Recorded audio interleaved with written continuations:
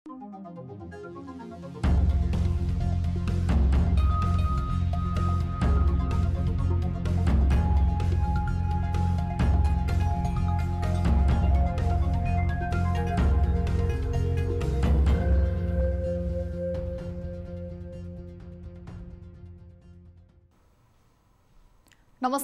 यो news 24 television prime time न्यूजमा स्वागत छ। संकटमा थाहा हुन्छ कसको आवश्यकता कति भनेर हो। त्यसैगरी कोरोना भाइरसको महामारीबाट सरकारले र आम नागरिकले पनि बुझे कि सबैभन्दा बढी आवश्यकता भनेको स्वास्थ्य क्षेत्रमा पूर्वाधार निर्माणको नै हो। त्यसैले त सरकारले गुणस्तरीय आधारभूत स्वास्थ्य सेवामा नागरिकको पहुँच सुनिश्चित गर्ने उद्देश्यका साथ 396 स्थानीय तहमा अस्पताल निर्माणको प्रारम्भ गरेको छ। सोमबारबाट प्रारम्भ गरिएको अस्पताल भवन निर्माणका लागि 57 अर्ब 95 करोड बजेट विनियोजन गरिएको छ। अहिलेका लागि सरकारले लिएको योजना हालसम्मकै महत्त्वपूर्ण पनि मानिएको छ। आम नागरिकका लागि आवश्यक पर्ने स्वास्थ्य क्षेत्रमा सरकारले गरेको खर्च अहिलेका लागि प्रतिफल आउने क्षेत्र नभए पनि यसले भविष्यमा यस्तै महामारी हुँदा र गाउँ-गाउँमा अस्पतालको सुविधा नभएका स्थानमा पनि नागरिकको उपचार र स्वास्थ्य क्षेत्रमा भने पहुँच बढ्नेछ नै। तर अस्पताल निर्माण गरेर मात्र नभई अस्पताल सञ्चालनका लागि आवश्यक पर्ने जनशक्ति र उपकरणमा पनि सरकारले ध्यान दिन आवश्यक छ। जे होस्, स्वास्थ्य क्षेत्रमा सरकारले मारेको यो फड्कोको मुक्त कण्ठले प्रशंसा भने गर्नै पर्छ। अब प्राइम टाइम न्यूजका हेडलाइन्स। स्थानीय तह र प्रदेशमा गरी 403 वटा अस्पतालको एकैपटक शिलान्यास। पूर्वाधार निर्माणमा 57 अर्ब 95 करोड खर्च हुने। 11 लाख रुपैयाँको बजेटको स्रोत सुनिश्चित गरेको छु। समुदायमा कोरोना संक्रमण छैन अनुसन्धान गर्ने एन्टिजेन टेस्ट सुरु। पहिलो दिन 718 को टेस्ट गर्दा 43 जनामा पोजिटिभ। यसबाट गर्दाखेरि अरू मान्छेलाई चाहिँ सार्ने सम्भावना कम हुन्छ, किनभने हामीले पोजिटिभकै सुरुमै भेटाउँछौँ। कोरोनाबाट देशभर 1500 को मृत्यु। 15 दिनमा 287 को मृत्यु। कोरोना फैलिनुमा सरकार नै दोषी रहेको कांग्रेसको आरोप। सडकमा उत्रिनु पर्दैन, त्यसको लागि नै हामीले स्ट्रगल गरेर। नेकपा सचिवालय बैठक मंगलबार बस्दै अध्यक्ष द्वयको प्रतिवेदनमाथि छलफल हुने। प्रचण्ड र ओली पक्ष आन्तरिक रणनीति तय गर्दै विवाद कायमै।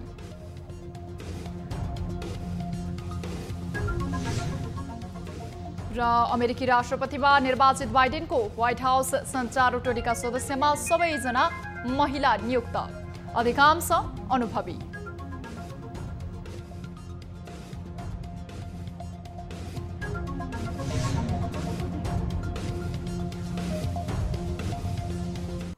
हामी निरन्तर न्यूजमा छौं। गुणस्तरीय आधारभूत स्वास्थ्य सेवामा नागरिकको पहुँच सुनिश्चित गर्ने उद्देश्यका साथ 396 स्थानीय तहमा अस्पताल निर्माणको प्रारम्भ गरिएको छ।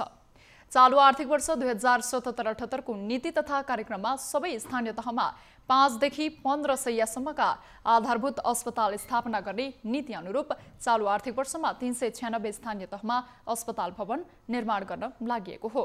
सोमबार एकै दिन 250 बढी स्थानीय तहमा अस्पताल निर्माणको शिलान्यास भएको संघीय मामिला तथा सामान्य प्रशासन मन्त्रालयले जनाएको छ। संघीय सरकारका मन्त्री, मुख्यमन्त्री, प्रदेश सरकारका मन्त्री, प्रतिनिधि सभा तथा राष्ट्रसभाका सांसद लगायतले विभिन्न स्थानीय तहमा अस्पताल निर्माणको शिलान्यास गरेका थिए। सोमबार शिलान्यास हुन नसकेको स्थानीय तहले पनि चालु आर्थिक वर्षभित्रै अस्पताल निर्माण गर्नुपर्नेछ। सरकारले 5 शय्याको अस्पताल निर्माण गर्न 8 करोड, 10 शय्याको अस्पतालका लागि 11 करोड र 15 शय्याका अस्पताल निर्माणका लागि 18 करोड बजेट विनियोजन गरेको छ। 753 स्थानीय तहमध्ये 649 स्थानीय तहमा अस्पताल नै रहेका छैनन्। तीमध्ये पहिलो चरणमा 396 स्थानीय तहमा अस्पताल निर्माण गर्न लागि हो। प्रदेश नम्बर 1 मा 32, प्रदेश नम्बर 2 मा 20, बागमतीमा 19, गण्डकीमा 53, लुम्बिनीमा 60, कर्णालीमा 28 र सुदूरपश्चिममा 34 स्थानीय तहमा अस्पताल निर्माण गरिनेछ। सरकारले अस्पताल निर्माणका लागि पहिलो किस्ता सम्बन्धित स्थानीय तहमा पठाइसकेको छ। पहिलो चरणमा 396 स्थानीय तहलाई 5 देखि 15 शैय्याको अस्पताल बनाउन 64 अर्ब 9 करोड पठाइएको छ। 5 शैय्याको अस्पतालका लागि 70 लाख, 10 शैय्याका लागि 85 लाख र 15 शैय्याका लागि 1 करोड पठाइसकिएको छ। अस्पताल निर्माणको सम्पूर्ण काम स्थानीय तहले नै गर्नेछन्।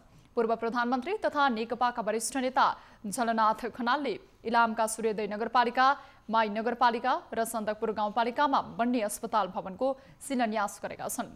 स्वास्थ्य मन्त्री भानुभक्त ढकालले चितवनको भरतपुरमा बन्न थालेको सर्वरोग अस्पताल भवनको आज शिलान्यास गरेका थिए।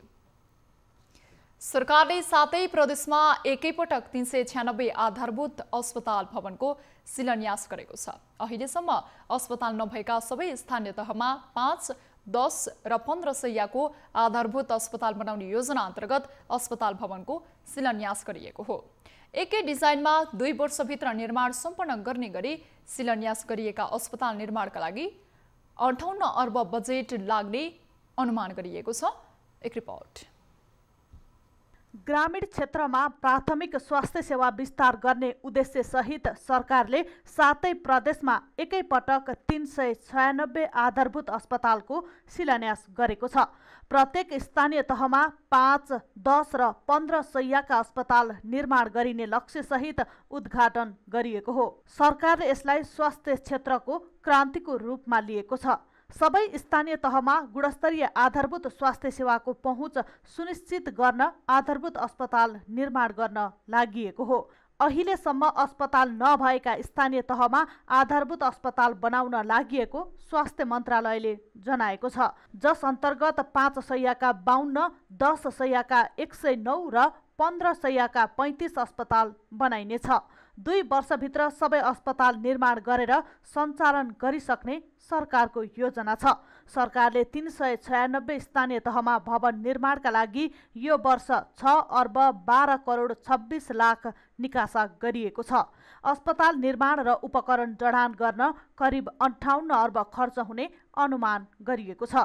अस्पताल निर्माणका लागि अर्थ मन्त्रालयले बजेट व्यवस्थापनको लागि तयारी गरेको छ। सबैभन्दा धेरै प्रदेश 1 मा 86 आधारभूत अस्पताल निर्माण गरिनेछ। त्यस्तै लुम्बिनीमा 57, सुदूरपश्चिममा 54, प्रदेश 2 र गण्डकीमा 53, बागमतीमा 51 र कर्णाली प्रदेशमा 42 स्थानीय तहमा अस्पताल बनाइनेछ। आजै 7वटै प्रदेशमा एक सर्वरोग अस्पतालको पनि शिलान्यास गरिएको छ।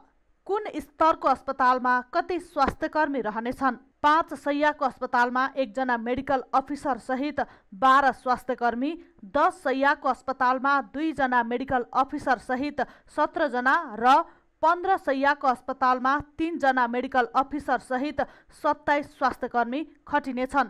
आधारभूत उपचार, स्त्री रोग, बाल रोग र सामान्य शल्यक्रिया सहितको सेवा ती अस्पतालले दिनेछ। गत 28 कार्तिकमा नै जग्गा प्राप्तिको काम गर्न मन्त्रालयले सबै स्थानीय तहलाई परिपत्र गरेको थियो। कुन प्रदेशमा कति शैय्याको कति अस्पताल बन्दैछ? प्रदेश नम्बर 1 मा 5 शैय्याको अस्पताल 27 वटा, 10 शैय्याको 14 वटा, 15 शैय्याको 45 वटा, जम्मा 86 वटा। प्रदेश नम्बर 2 मा 10 शैय्याको 16 वटा, 15 शैय्याको 37 वटा, जम्मा 53 वटा। बागमती प्रदेशमा 5 शैय्याको 8 वटा, 10 शैय्याका 20 वटा, 15 शैय्याको 23 वटा, जम्मा 51 वटा। गण्डकी प्रदेशमा 5 शैय्याको 11 वटा, 10 शैय्याको 14 वटा, 15 शैय्याको 28 वटा, जम्मा 53 वटा। लुम्बिनी प्रदेशमा 5 शैय्याको 5 वटा, 10 शैय्याको 5 वटा, 15 शैय्याको 47 वटा, जम्मा 57 वटा। कर्णाली प्रदेशमा 5 शैय्याको 1, 10 शैय्याको 9 वटा, 15 शैय्याको 32 वटा, जम्मा 42 वटा। सुदूरपश्चिम प्रदेशमा 10 शैय्याको 31 वटा, 15 शैय्याको 23 गरी जम्मा 54 वटा। यी सबै अस्पताल निर्माणका लागि 58 अर्ब रुपैयाँ खर्च लाग्ने अनुमान गरिएको छ भने स्वास्थ्य मन्त्रालयबाट आवश्यक बजेट विनियोजनको तयारी गरिएको छ। सरकारले स्वास्थ्य सेवामा सबै नागरिकको पहुँच पुर्याउने उद्देश्यका साथ 396 स्थानीय तहमा 5 देखि 15 शय्यासम्मका आधारभूत अस्पताल निर्माणको थालनी गरेको छ।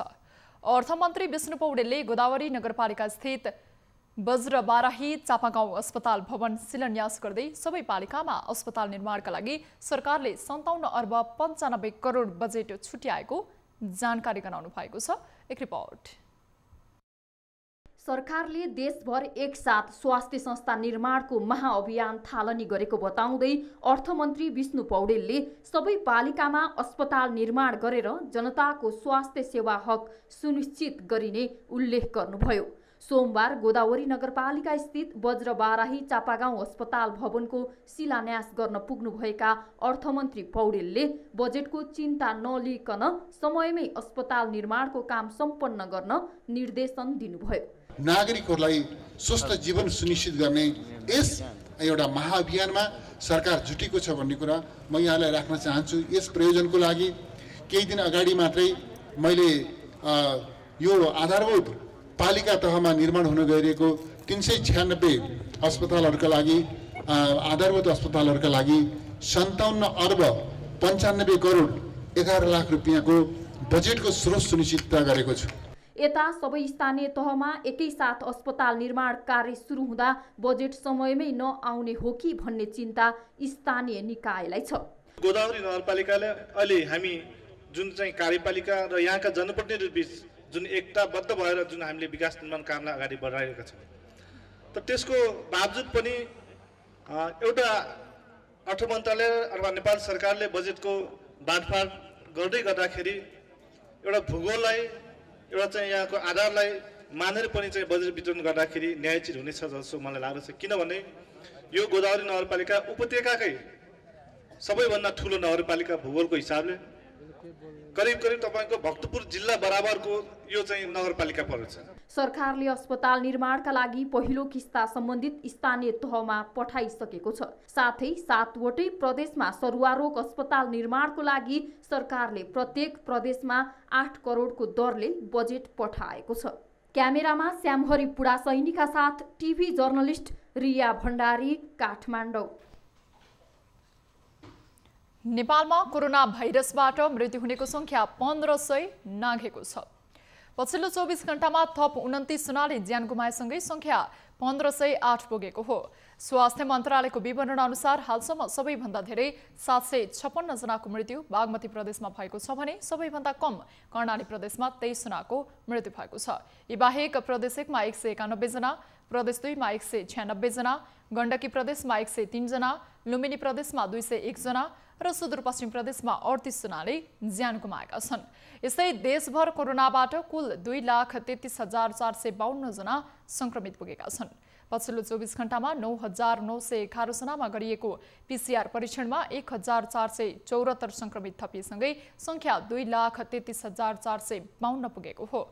यस्तै देशभर सक्रिय संक्रमित हुनेको संख्या 17,423 पुगेको छ।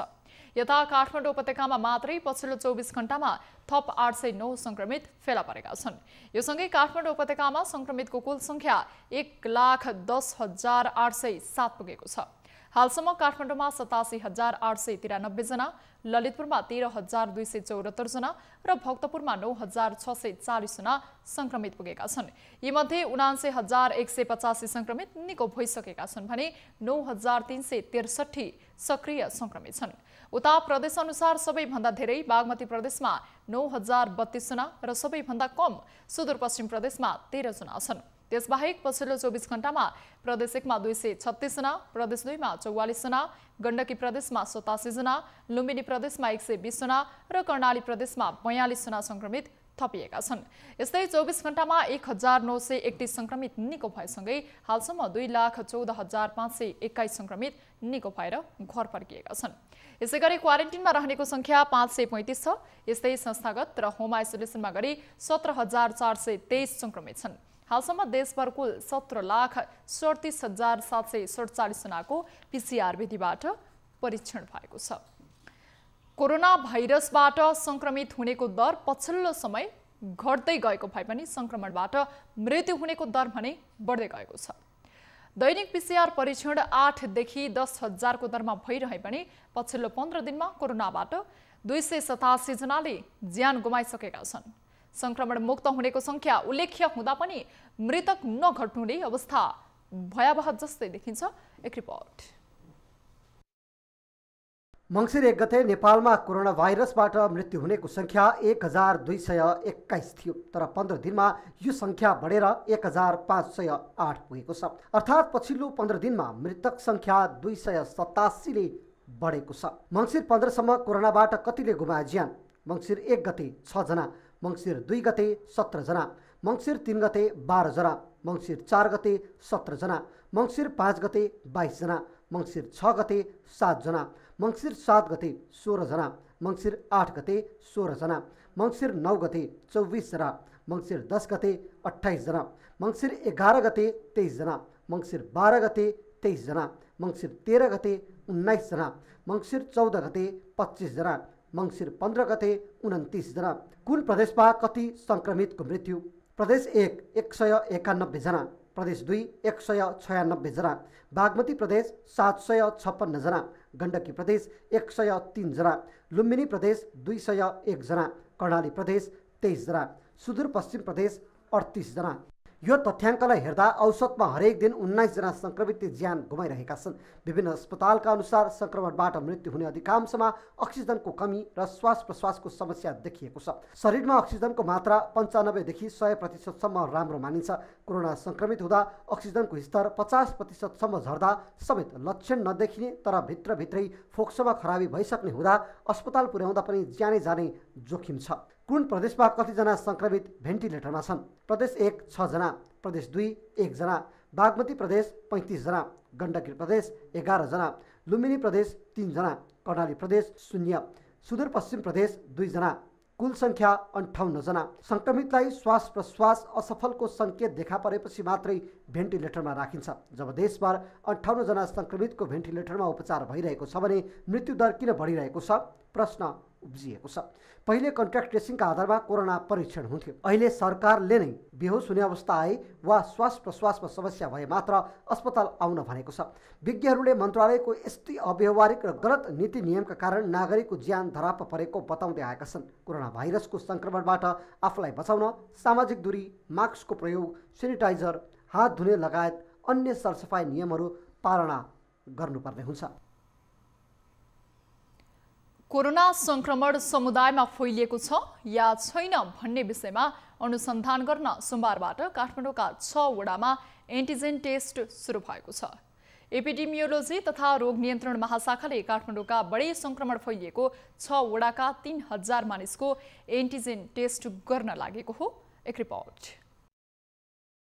सोमबार काठमाडौँ महानगरपालिकाको 4, 7 र 9 वडामा 718 जनाको एन्टिजेन टेस्ट भएकोमा 43 जना पोजिटिभ भेटिएका छन्। आजबाट काठमाडौँको 6 वटा वडामा एन्टिजेन टेस्ट सुरु भएको छ। समुदायमा कोरोना संक्रमण फैलिएको छ कि छैन भनेर पत्ता लगाउनको लागि एपिडेमियोलोजी तथा रोग नियन्त्रण महाशाखाले काठमाडौँका विभिन्न 6 वटा वडामा एन्टिजेन टेस्ट गरेर यो समुदायमा कोरोना संक्रमण फैलिएको नफैलिएको पत्ता लगाउनेछ। टोटल जुन पोजिटिभ केस देखिएको छ त्यसको झन्डै 60% जति काठमाडौँ उपत्यकामा छ र उपत्यकाको यो कम्युनिटी लेभलमा गएको छ कि छैन भनेर यो चाहिँ रिसर्च हो। हामीले चाहिँ 3 दिनका दिन 3000 स्याम्पल कलेक्सन गरेर यो कम्युनिटीमा गएको छ कि छैन भनेर फेरि काठमाडौँमा हामीले चाहिँ यो चाहिँ कुन लेभलमा छ कम्युनिटीमा भनेर यो सुरुवात मात्रै हो। यो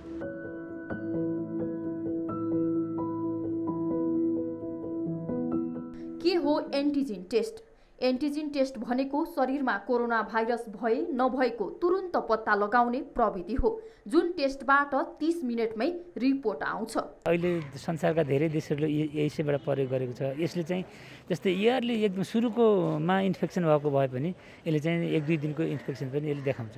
अर्को कुरो यसबाट के छ भनेदेखि एकदम छिटो रिपोर्ट आउँछ, आधी घन्टामा ठ्याक्कै रिपोर्ट आउँछ। अब पिसिआर गर्ने हो भनेदेखि इन्फेक्सन भएको 7-8 दिनपछि मात्रै उसलाई चाहिँ सिम्पटम देखिन्छ। त्यसो हुँदाखेरि उसले अरूलाई धेरै मान्छेले सार्न सक्छ। यदि एन्टिजेन टेस्टमा 30 मिनेटभित्रमा जुन रिपोर्ट आउँछ त्यसमा पोजिटिभ आयो भने फेरि PCR गर्नुपर्नेछ। एन्टिजेन टेस्टको निरीक्षण गर्न पुग्नुभएका उपप्रधानमन्त्री ईश्वर पोखरेलले सरकारले कोरोना संक्रमण नियन्त्रण गर्न सबै उपाय अपनाइरहेको बताउनुभयो। कतिपय कुराहरू सामाजिक दूरी कायम राख्ने खालका कुराहरू अलि त्यसमा समस्या देखिएका छन्। त्यसकारणले अलिकति हामीले ट्रेसिङ गर्ने, टेस्टिङ गर्ने र त्यसपछि चाहिँ उपचारको एउटा उसमा चाहिँ जाने कुरा हो, त्यो काममा हामी छौँ। र अहिले तल्लो स्थानीय तह नै परिचालित भएर यो काममा हामी अगाडि बढेका छौँ। एन्टिबडी टेस्ट भनेको कोरोना विरुद्ध लड्ने एन्टिबडी छ कि छैन भनेर हेर्ने हो। यो एन्टिजिन भनेको चाहिँ तपाईँलाई तुरुन्तै एकदम सर्ट पिरियडको इन्फेक्सन पनि यसले भाइरस छ कि छैन भनेर पत्ता लगाउनु चाहिँ यो शरीरमा कोरोना भाइरस छ कि छैन भनेर तुरुन्तै पत्ता घण्टाभित्र आधी घण्टामा यस र नो। इपिडियोमियोलोजी तथा रोग नियन्त्रण महाशाखाले काठमाडौँका बढी संक्रमण फैलिएको 6 वडामा 3000 मानिसको एन्टिजेन टेस्ट गर्न लागेको हो। एन्टिजेन टेस्टमा पोजिटिभ भएकाको PCR मा पनि पोजिटिभ नै आएको छ। त्यसकारण पनि समुदायमा संक्रमणको अवस्था पत्ता लगाउन एन्टिजेन टेस्ट विश्वासिलो मानिन्छ। तर सरकारसँग पर्याप्त एन्टिजेन टेस्ट किट नहुनु दुःखद पक्ष बनेको छ। क्यामेरामा श्यामहरि पुडासैनीका साथ टिभी जर्नलिस्ट रिया भण्डारी, काठमाडौँ। नेपाली कांग्रेसले सरकारका कारण कोरोना भाइरसको संक्रमणको दर नघटेको आरोप लगाएको छ। सोमबार पार्टी कार्यालय सानेपामा आयोजित कार्यक्रममा कांग्रेसले कोरोना नियन्त्रण र रोकथामका लागि पटक पटक सरकारलाई सुझाव दिए पनि कार्यान्वयन नगरेकै कारण संक्रमितको संख्या नघटेको आरोप लगाएको हो। कांग्रेसको कोभिड-19 अनुगमन समितिका संयोजक प्रकाश शरण महतले कोरोनाको सुरुवातदेखि नै समितिले सरकारलाई आवश्यक सुझाव दिए पनि सरकारले अटेर गरेको आरोप लगाउनुभयो। विपक्षीको कुरालाई सरकारले सम्बोधन र महसुस गर्न नसकेको उहाँको गुनासो थियो।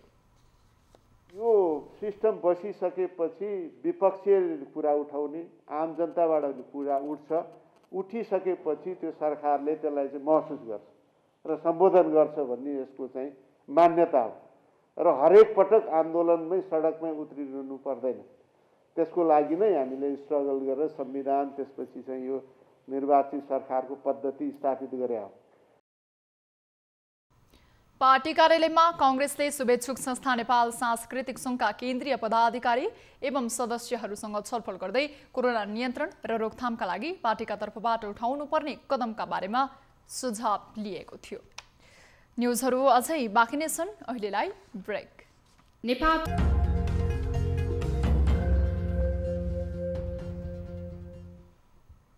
हामी निरन्तर न्युजमा छौं।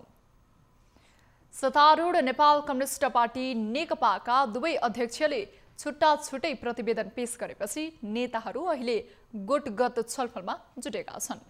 कार्तिक 28 गते बसेको नेकपा सचिवालय बैठकमा अध्यक्ष पुष्पकमल दाहालले अर्का अध्यक्ष केपी शर्मा ओली असफल रहेको भन्दै प्रतिवेदन पेश गरेका थिए। त्यसको जवाफ स्वरूप मङ्सिर 13 मा अध्यक्ष ओलीले अर्का अध्यक्ष दाहाल एकता विरोधी भएको निष्कर्ष सहित प्रतिवेदन पेश गरे।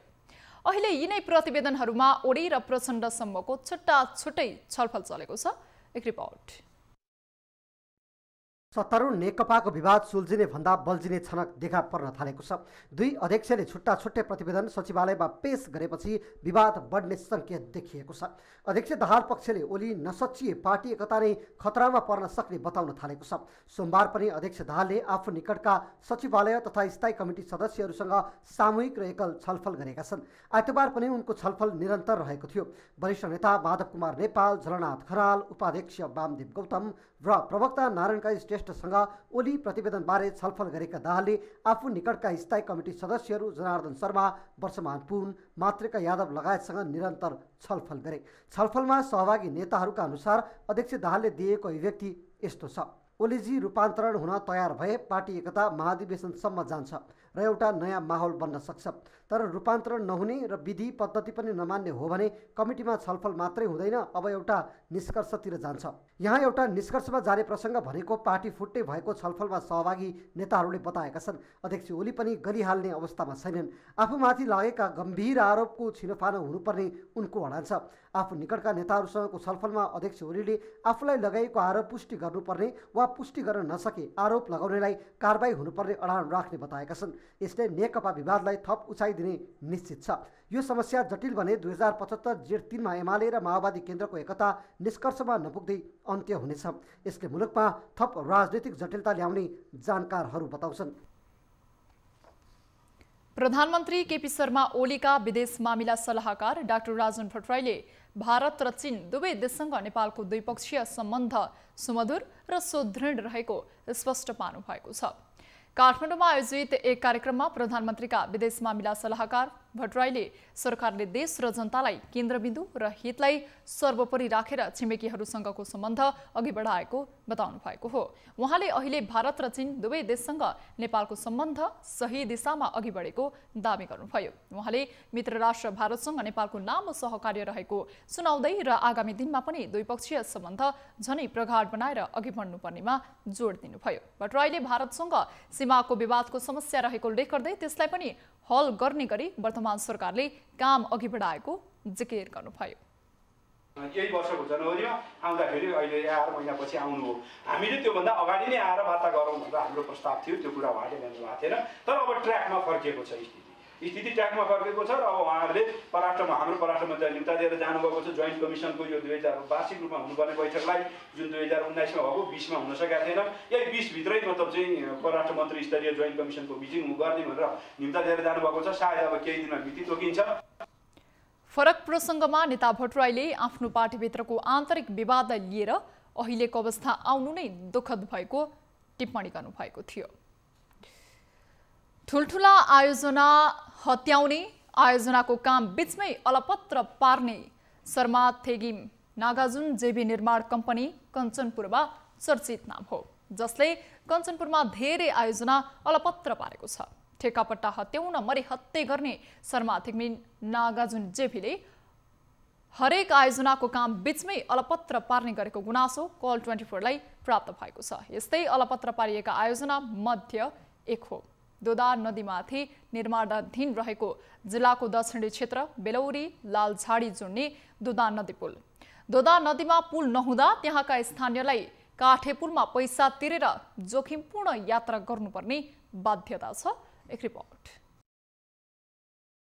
कञ्चनपुरको दोदा नदीमाथि निर्माण हुने दोदा नदी पुल अल्पत्र परेको छ। पुल निर्माण जिम्मा पाएको शर्मा थेगिम नागार्जुन जेबी कम्पनीले पुलको डिजाइनमा समस्या देखाउँदै काम बीचमै छोडेपछि पुल अल्पत्र परेको हो। 2072 पुस 26 देखि सुरु भएको पुलको निर्माण 2075 मा सक्नुपर्ने भए पनि 3 वर्ष बढी बितिसक्दा पुलको आधा समेत काम भएको छैन। देखत भोलि पर्सिया जोड्ने 170 मिटर लामो पक्की पुल 2075 पुस 26 गतेसम्म निर्माण सम्पन्न गरिसक्नु पर्ने थियो। तर फुटपाथ सहित 2 लेनको पुल बनाउने जिम्मा पाएको ठेकेदार कम्पनी शर्मा थेगिम नागार्जुन जेबीले प्राविधिक समस्या आएको भन्दै निर्माण ठप्प पारेको छ, जसको कारण आवत जावतमा ठूलो समस्या भएको स्थानीयको भनाइ छ। त्यो बाडी भने खेत सबैको त्यो पारी छ, अब गाउँ यो पारी छ, अब खेती त लाउनु पर्यो हैन, यताबाट त्यता जानु पर्यो। अब कति पो अब बर्खा सर्खा लाउनु, यो धान गहुँ यस्तै लाउनु, अब यस्तै पानी जानु, अब कोही खाद लगाइसक्यो गाउँ लाग्छ त्यही पानीमा डुब्नु, अरू डल्लप सल्लप यताउति लाग्ने। अब गरिब क्षेत्र हो नि हो त, अब त्यो कसैको ट्र्याक्टर छ, कसैको डल्लफै छ, यहाँ कसैको यहाँ ट्र्याक्टरै फस्ने, कसैको डल्लफै फस्ने, कसैको यहाँ गोरु नै पुग्ने हो बाढीमा।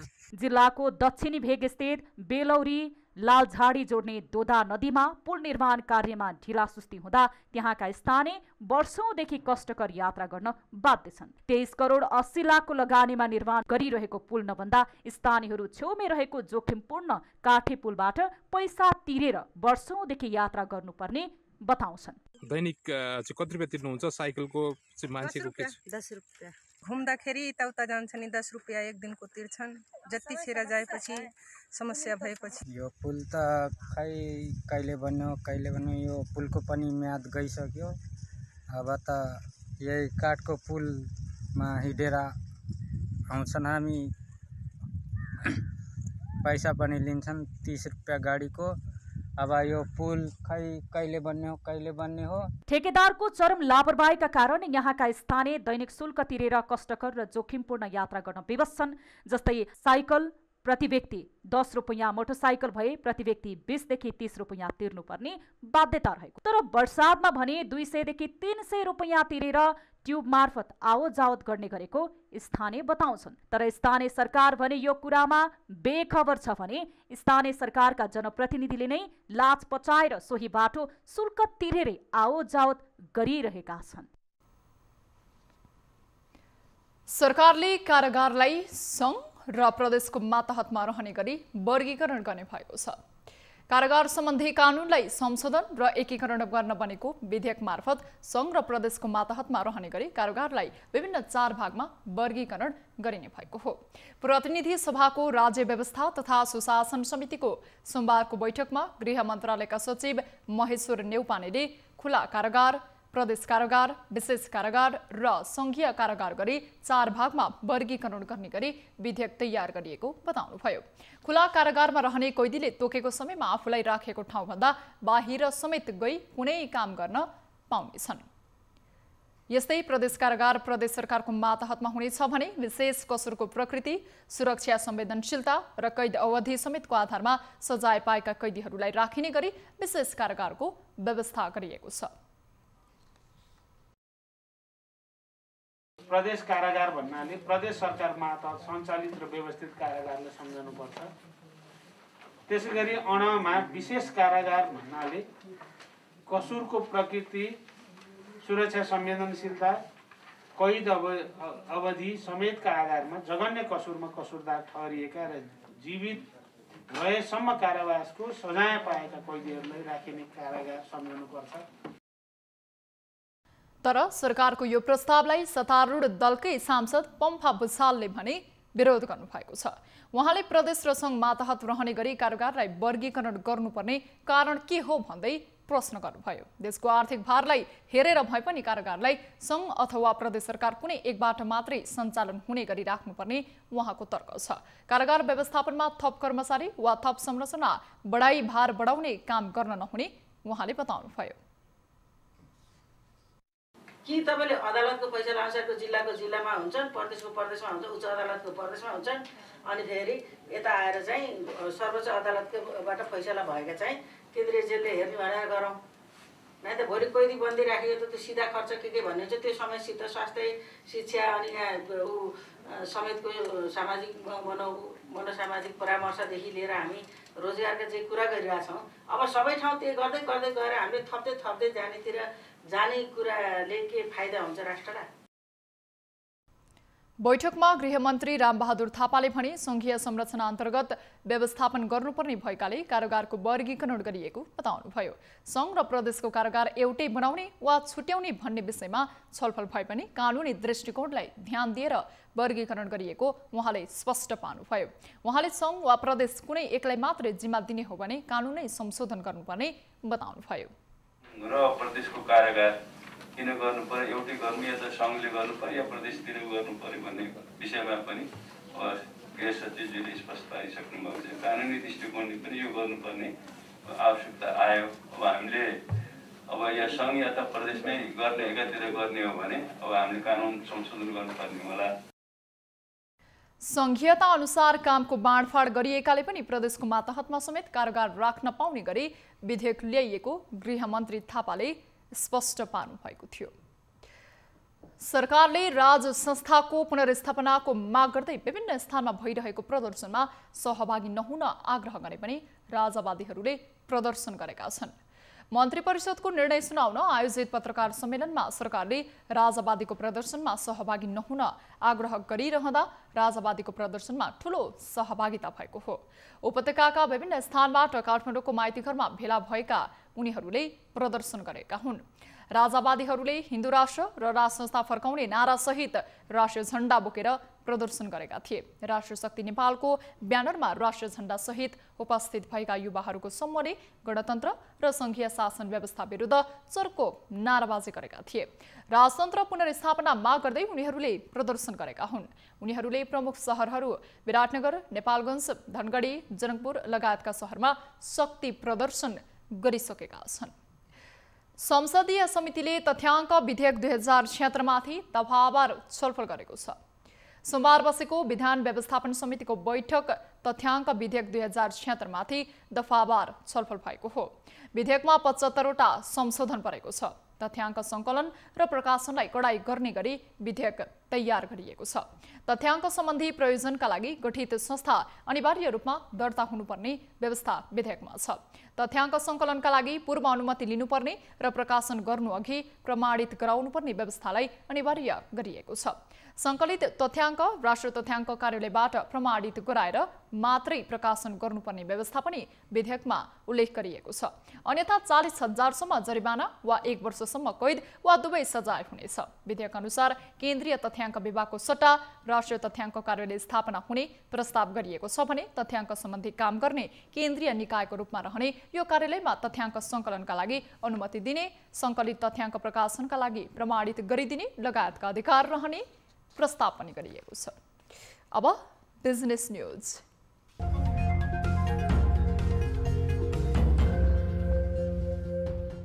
नेपाल धितोपत्र बोर्डले शेयर बजारका लगानीकर्ताहरूलाई सुसूचित भई सजगतापूर्वक लगानी गर्न आग्रह गरेको छ। धितोपत्रको दोस्रो बजारमा नियमित रूपमा उच्च कारोबार भइरहेको र नेप्सेले एकपछि अर्को रेकर्ड कायम गर्दै जाँदा नेप्सेले लगानीकर्तालाई सचेत भएर लगानी गर्न आग्रह गरेको हो। पछिल्लो केही दिनमा दोस्रो बजारमा कारोबार रकम र नेप्से सूचक हालसम्मकै उच्च अङ्कमा रहन गएको जनाएको छ। बोर्डले धितोपत्र बजारमा लगानी गर्दा हल्ला र अनुमानको पछाडि नलागी विश्व अर्थतन्त्र, राष्ट्रिय अर्थतन्त्र तथा सूचीकृत संगठित संस्थाको वित्तीय अवस्था, संस्थागत सुशासनको अवस्था तथा जोखिम वहन गर्न सक्ने क्षमता र आफ्नो लगानीको सुरक्षा समेतलाई ध्यानमा राख्न बोर्डले लगानीकर्ताहरूलाई आग्रह गरेको छ। अर्थमन्त्री विष्णुप्रसाद पौडेलले लगानी, उत्पादन र रोजगारीमा केन्द्रित भएर अर्थतन्त्रलाई अगाडि बढाइने बताउनु भएको छ। नेपाल आर्थिक पत्रकार सङ्घ सेजनको 23औं वार्षिकोत्सवका अवसरमा सोमबार काठमाडौँमा आयोजित एक कार्यक्रममा उहाँले निजी क्षेत्रको सहकार्यमा लगानी, उत्पादन र रोजगारी बढाउने बताउनु भएको हो। उहाँले कोरोनाले नेपालको अर्थतन्त्रमा परेको असर न्यूनीकरणका लागि सरकारका साथै निजी क्षेत्र पनि त्यत्तिकै सक्रिय रूपमा लाग्नुपर्ने बताउनुभयो। उहाँले अर्थतन्त्रमा परेका असर न्यूनीकरण गरी आर्थिक पुनरुत्थानका लागि ल्याएको सरकारले कार्यक्रम पर्याप्त नभए पनि उपलब्ध स्रोत साधनको अधिकतम उपयोग गरी बढीभन्दा बढी उत्पादन गर्नुपर्नेमा जोड दिनुभयो। कोभिडले सृजना गरेका चुनौतीहरूलाई सामना गर्दै विशेष गरिकन लगानी वृद्धि, उत्पादन वृद्धि, रोजगारी सृजना जस्ता विषयहरूमा जसरी फोकस हुनुपर्ने आवश्यकता छ त्यसतर्फ हामीहरू सहयात्रा गर्नेछौँ र हाम्रो नेपाली अर्थतन्त्रलाई यो जहाँनिर आइपुगेको छ यही ठाउँबाट चलायमान बनाउने, गतिशील बनाउने र यही ठाउँबाट उपस्थित चुनौतीलाई सामना गर्दै लगानी, उत्पादन र रोजगारी वृद्धिमा केन्द्रित भएर हाम्रो अर्थतन्त्रलाई सबल तुल्याउने त्यस दिशातर्फ हामीहरू अगाडि बढ्नेछौँ। त्यस्तै नेपाल उद्योग वाणिज्य महासङ्घका अध्यक्ष शेखर गोल्छाले कोरोनाका कारण आर्थिक क्षेत्रमा परेको असर न्यूनीकरणका लागि सरकार तथा निजी क्षेत्र एक भएर अघि बढ्नुपर्ने धारणा राख्नु भएको थियो। मुक्तिनाथ विकास बैंकले केन्द्रीय कार्यालय भवन निर्माणको भूमि पूजा तथा भवनको शिलान्यास गरेको छ। आज काठमाडौँको लाजनीपाट स्थित आफ्नै जग्गामा केन्द्रीय कार्यालय भवन निर्माणका लागि बैंकले शिलान्यास गरेको हो। बैंक सञ्चालक समितिका अध्यक्ष भरतराज ढकालले भूमि पूजा तथा शिलान्यास गरेका हुन्। बैंकले छिटै भवन निर्माण सम्पन्न गरी आफ्नै भवनमा केन्द्रीय कार्यालय स्थानान्तरण गरी सेवालाई थप स्तरीयता र सबल बनाउन सहज हुने विश्वास लिइएको छ। ग्रामीण क्षेत्रमा गरेको वित्तीय सेवाले जनतालाई पारेको चाहिँ प्रभाव साँच्चै सकारात्मक रूपमा रहेको चाहिँ छ र भोलिका दिनमा हामीले यसको केन्द्रीय कार्यालय अथवा भौतिक संरचना निर्माणसँगै हामीले गुणस्तरीय सेवालाई अझै प्रभावकारी रूपले अगाडि बढाउने र देशको दूर दराजमा गएर वित्तीय सेवाहरू प्रदान गर्ने हामी लक्ष्यका साथ काम गरेका चाहिँ छौँ। आज मुक्तिनाथ विकास ब्याङ्कको एउटा इतिहासमा ऐतिहासिक दिन रहेको छ। हाम्रो मुक्तिनाथ विकास ब्याङ्कको केन्द्रीय कार्यालयको भवनको शिलान्यासको कार्यक्रम आज यहाँ पूजा भर्खरै सम्पन्न भयो। हामीले यहाँबाट हाम्रो भवन निर्माण गर्ने काम अगाडि बढाएको छौँ। यो भवन त एउटा प्रतिबिम्ब मात्रै हो, प्रतीक मात्रै हो। यसको काम, यसको प्रभाव चाहिँ देशव्यापी रूपमा सकारात्मक रूपले पार्ने प्रयासमा हामी रहन्छौँ र बिस्तारै गरेर उत्कृष्ट ब्याङ्किङ वित्तीय सेवा दिने हामी काम अगाडि बढाउँछौँ। शिलान्यास कार्यक्रममा बैंकका सञ्चालक समितिका सदस्य, शेयरधनी तथा ग्राहक र कर्मचारीहरूको उपस्थिति रहेको थियो। हाल देशभर मुक्तिनाथ बैंकका 138 वटा शाखा छन्।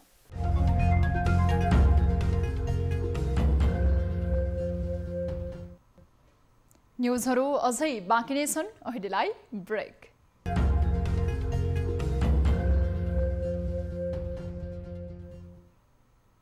हामी निरन्तर न्युजमा छौं।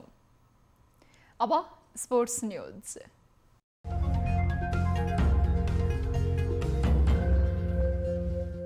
अन्तर्राष्ट्रिय क्रिकेट परिषद आईसीसी को नयाँ एक दिवसीय र टी20 वरियता सार्वजनिक भएको छ। सार्वजनिक भएको नयाँ वरियतामा नेपाल यसअघिकै वरियतामा छ, जस अनुसार एक दिवसीय वरियतामा 16औं स्थानमा छ भने टी20 तर्फ 15औं स्थान यथावत छ। व्यक्तिगत वरियतामा पूर्व कप्तान पारस खड्गा टी20 को ब्याटिङका 17औं स्थानमा छन् भने बलिङमा सन्दीप लामेछाने 83औं स्थानमा छन्।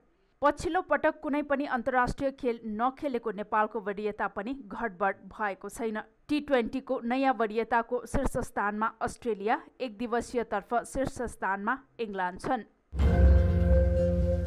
कोरोना भाइरसबाट संक्रमित नेपाली क्रिकेटका ग्लोबल आइकन सन्दीप लामेछाने अस्पताल भर्ना भएका छन्। कोरोना संक्रमणपछि घरमै सेल्फ आइसोलेसनमा रहेका सन्दीप आइतबार हेम्स अस्पताल भर्ना भएका हुन्। बिग बास क्रिकेट लिगका लागि अस्ट्रेलिया जाने तयारीमा रहेका सन्दीप चाँडो निको हुनलाई अस्पताल भर्ना भएको बताइएको छ। शुक्रबार राष्ट्रिय टिमको क्याम्पमा जान कोरोना जाँच गर्दा पोजिटिभ आएको थियो। त्यसयता घरमै आइसोलेसनमा बसेका सन्दीप अहिले अस्पताल भर्ना भएका हुन्। राष्ट्रिय क्रिकेट टिमको बन्द प्रशिक्षणमा सहभागिता जनाउनका लागि शुक्रबार कोरोना परीक्षण पीसीआर गर्दा सन्दीपको रिपोर्ट पोजिटिभ आएको थियो। अस्पताल भर्ना भएका सन्दीप डाक्टरहरूको निगरानीमा रहेका छन्। नेपाली राष्ट्रिय क्रिकेट टिमको मुख्य प्रशिक्षक नियुक्तिमा ढिलाइ हुने भएको छ। अन्तर्राष्ट्रिय क्रिकेट परिषद आईसीसी को कारण मुख्य प्रशिक्षक नियुक्तिमा थप 2 साता ढिलाइ हुने भएको हो। नेपाल क्रिकेट संघ क्यानले आफ्नो तर्फको सम्पूर्ण प्रक्रिया पूरा गरेको तर आईसीसी का कारण मुख्य प्रशिक्षक नियुक्तिमा ढिलाइ हुने जनाएको छ। यसअघि क्यानले मंसिरको दोस्रो साता मुख्य प्रशिक्षक सार्वजनिक गर्ने बताएको थियो। मुख्य प्रशिक्षकका लागि डेभ वाटमोर, अपूर्व देसाई र स्कटल्यान्डका एकजना मध्ये एक हुने सम्भावना रहेको बताइएको छ। तर क्यानले सकेसम्म भारतीय प्रशिक्षक ल्याउन पाए सजिलो र राम्रो हुने चाहना रहेको बुझिएको छ। क्यानले गत नोभेम्बर 14 मा मुख्य प्रशिक्षकका लागि आवेदन परेको मध्येबाट 12 जनाको अन्तर्वार्ता लिएको थियो। यस्तै अन्तर्वार्तापछि क्यानले मंसिर दोस्रो साता मुख्य प्रशिक्षक घोषणा गर्ने बताएको थियो। नेपाली टिम लामो समयबाट मुख्य प्रशिक्षक विहीन रहँदै आएको छ। गत फेब्रुअरीमा नेपालमा भएको विश्वकप लिग 2 अन्तर्गतको घरेलु सिरिजपछि तत्कालीन मुख्य प्रशिक्षक उमेश पटवालले राजीनामा दिएका थिए। त्यसयता नेपाली टिमको मुख्य प्रशिक्षक पद खाली रहँदै आएको छ।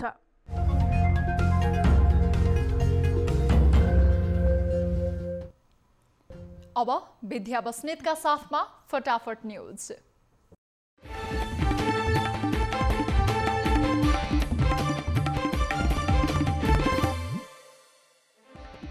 देशभर 403वटा अस्पतालको निर्माण महाअभियान आरम्भ। 396 पालिकामा आधारभूत र 7वटै प्रदेशमा सरुवा रोग अस्पतालको शिलान्यास। काठमाडौँ उपत्यकामा आधा घण्टामा नै रिपोर्ट आउने एन्टिजेन विधिबाट कोरोना परीक्षण सुरु। हरेक दिन 500 जनामा परीक्षण गरिने।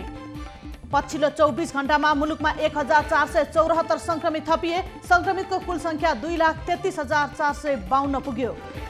उपत्यकामा संक्रमितको दर निरन्तर घट्दो। काठमाडौँ उपत्यकामा 809 संक्रमित थपिए। संक्रमितको कुल संख्या 1,10,807 पुग्यो। संक्रमित भन्दा निको हुनेको संख्या नै बढी। पछिल्लो 24 घण्टामा 1931 जना निको। डिस्चार्ज हुनेहरूको कुल संख्या 2,14,521 पुग्यो। पुस 1 गतेबाट पशुपतिनाथको मन्दिर भक्तजनको लागि खुल्ला गर्ने तयारी। भौतिक दूरी र स्वास्थ्य मापदण्ड अपनाई दर्शनको व्यवस्था मिलाइने। प्राचीन तथा धार्मिक महत्त्व बोकेको कपिलवस्तुको रामघाट मेला भर्न हजारौं श्रद्धालु भक्तजनको घुइँचो। संक्रमण बढ्ने चुनौती थपिएको स्वास्थ्यकर्मीहरूको भनाई। कञ्चनपुरमा नेपाली सेनाको सैन्य दर्जाको परीक्षा दिन खोज्ने नक्कली परीक्षार्थी पक्राउ। पक्राउ परेमा डोटीसाइल गाउँपालिका 6 का 22 वर्षीय सुमन खड्का। सर्वोच्चद्वारा नयाँ सिद्धान्त प्रतिपादन। फोन वार्ता रेकर्ड गरी लिपिबद्ध गरेको विषयलाई कुनै मुद्दामा महत्त्वपूर्ण प्रमाणका रूपमा लिन मिल्ने। नेकपा सचिवालय बैठकको पूर्व सन्ध्यामा दुवै पक्ष आफ्नो रणनीति तयार गर्दै प्रधानमन्त्री केपी शर्मा ओली पक्ष नेताहरू सर्वसहमत प्रस्ताव बनाएर अघि बढ्ने तयारी। भक्तपुरको जुद्ध बारुण यन्त्रको नयाँ भवन 77 वर्षपछि बन्दै 6,26,49,800 लागतमा बन्न लागेको भवनको शिलान्यास आज। सेवा सुविधामा असन्तुष्टि जनाउँदै मजदुरले आन्दोलन गरेपछि नारायणगढ बुटौल सडक खण्ड विस्तारको काम स्थगित। 200 भन्दा बढी कामदार आन्दोलित हुँदा 3 दिनदेखि काम अवरुद्ध। झापामा हत्यामा संलग्न भएका आरोपमा 3 जना पक्राउ पर्नेमा प्रेम भन्ने बेमा दोर्जी तामाङ, दिवस लुङ्गेली मगर र विशाल तामाङ। रामेछापको गोकुलगङ्गा गाउँपालिकाको चुचुरेमा 2 दिने निशुल्क आँखा शिविर सम्पन्न। 300 जना नागरिकले पाए सेवा। कृषि विकास बैङ्कको सूचना प्रणाली ह्याक गरी लाखौं रकम चोरी गर्ने 1 जना पक्राउ पर्नेमा धादिङ रुबी भ्यालीका खम्बे घले प्रहरी नियन्त्रणमा। साउनदेखि तलब नपाएपछि रौतहटका राजदेवी नगरपालिकाका विभिन्न विद्यालयमा कार्यरत शिक्षकहरू आन्दोलनमा उत्रिए। हातमा कालोपट्टी बाँधेर अध्यापन गराउँदै।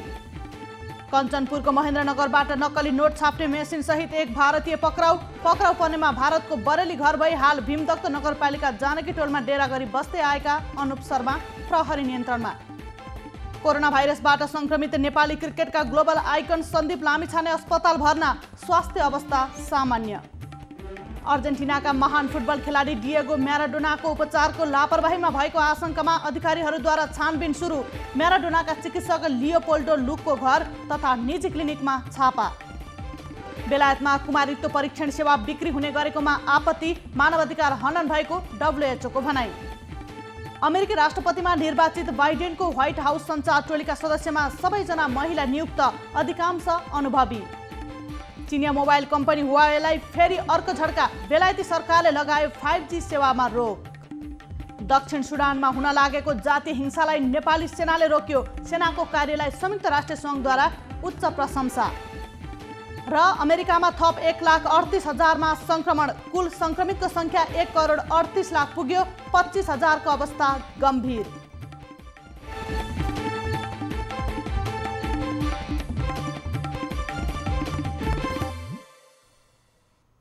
अब एउटा रोचक प्रसङ्ग। चीनमा एक विवाहित पुरुषलाई उनकी प्रेमिकासँग रङ्गे हात समातेको भन्दै मानिसहरूले उनलाई खोरमा कोचेर नदीमा फालिदिएका छन्। सोशल मिडियामा यसको भिडियो अहिले भाइरल बनिरहेको छ। उक्त घटनामा संलग्न 4 जनालाई प्रहरीले पक्राउ गरेको छ। विवाहपछि पनि अनैतिक सम्बन्ध राख्ने पुरुषलाई चीनमा पहिल्यैदेखि सजाय दिने गरिन्थ्यो। उक्त व्यक्ति प्रेमिकाको बेडरुममै रङ्गे हात समातिएका थिए। त्यसपछि केही मानिसहरूले उनलाई खोरमा कोचेर नदीमा फालिदिएका हुन्। चीनको उत्तरी क्षेत्र माओमिङ शहरमा गत शुक्रबार भएको उक्त घटनामा नदीमा फालिएका व्यक्ति गम्भीर घाइते भएको बताइएको छ।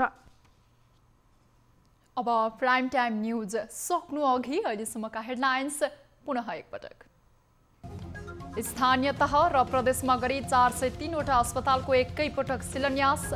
पूर्वाधार निर्माणमा 57 अर्ब 95 करोड खर्च हुने। 11 लाख रुपियाँको बजेटको स्रोत सुनिश्चित गरेको छु। समुदायमा कोरोना संक्रमण छ वा छैन अनुसन्धान गर्ने एन्टिजेन टेस्ट सुरु। पहिलो दिन 718 को टेस्ट गर्दा 43 जनामा पोजिटिभ। अरू मान्छेलाई चाहिँ सार्ने सम्भावना कम हुन्छ, किनभने हामीले पोजिटिभकै सुरुमै भेटाउँछौँ। कोरोनाबाट देशभर 1500 को मृत्यु, 15 दिनमा 287 को मृत्यु। कोरोना फैलिनुमा सरकार नै दोषी रहेको कांग्रेसको आरोप। आन्दोलनमै सडकमा उत्रिनु पर्दैन, त्यसको लागि नै हामीले स्ट्रगल गरेर। नेकपा सचिवालय बैठक मंगलबार बस्दै, अध्यक्ष द्वयको प्रतिवेदनमाथि छलफल हुने। प्रचण्ड र ओली पक्ष आन्तरिक रणनीति तय गर्दै विवाद कायमै।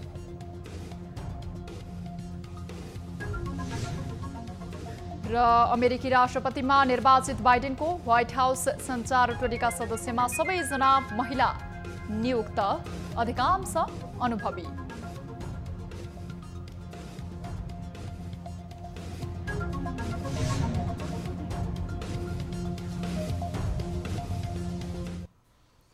प्राइम टाइम न्यूज अहिलेलाई यति नै। जाँदा जाँदै ताली र गालीका लागि हामीले सोधेको प्रश्न, देशका विभिन्न स्थानमा भइरहेका राजावादीहरूको प्रदर्शनलाई तपाईँ ताली दिनुहुन्छ कि गाली?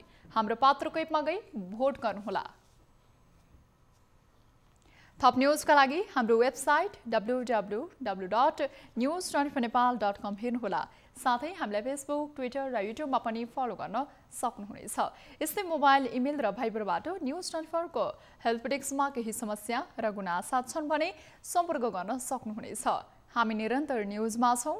नमस्ते।